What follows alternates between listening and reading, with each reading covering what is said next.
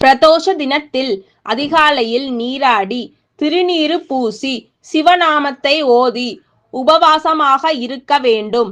அன்று காலை முதல் மாலை பிரதோஷம் முடியும் வரை உணவை தவிர்த்து பிரதோஷ தரிசனம் முடித்து பிரசாதம் உண்டு விரதத்தை நிறைவு செய்ய வேண்டும். பின்னர் இரவு உணவு சாப்பிடாமல் இப்படி 11 பிரதோஷங்கள் விரதம் இருந்து சிவனை வழிபட்டால் சிவனின் அருள் கிடைக்கும். பிரதோஷ பூஜையில் நந்திக்குத்தான் முதல் அபிஷேகம் நடைபெறும். இத்தினத்தில் நந்தி பகவானின் 2 கொம்புகளுக்கு நடுவில் இறைவனை தரிசிக்க வேண்டும். பிரதோஷ பூஜையில் நந்தி பகவானை வழிபட்டால் சகல செல்வங்களும் சகல தெய்வங்களையும் வழிபட்டதற்கு ஒப்பாகும். பிரதோஷ தினத்தன்று செய்ய வேண்டியவை மற்றும் செய்யக்கூடாதவைகள். வில்வ இலைகளை கொண்டு சிவனை வழிபடுவது சிறப்பான பலன்களை தரும். பிரதோஷ நாட்களில் அன்னதானமாக தயிர் சாதம் வழங்குவது மிகவும் சிறப்பான பலன்களை தரும். பசுவுக்கு உணவிடுங்கள், சந்ததிகள் சிறக்க வாழலாம். சிவபெருமானையும் நந்தியையும் வழிபடும் போது யாருடனும் பேசக்கூடாது. எதிர்மறை எண்ணங்கள் வெளிப்படுத்தாதீர்கள். சிவனின் நாமத்தை மட்டும் உச்சரியுங்கள். நந்தியை மறைத்து கொண்டு சிவபெருமானை வணங்காதீர்கள்.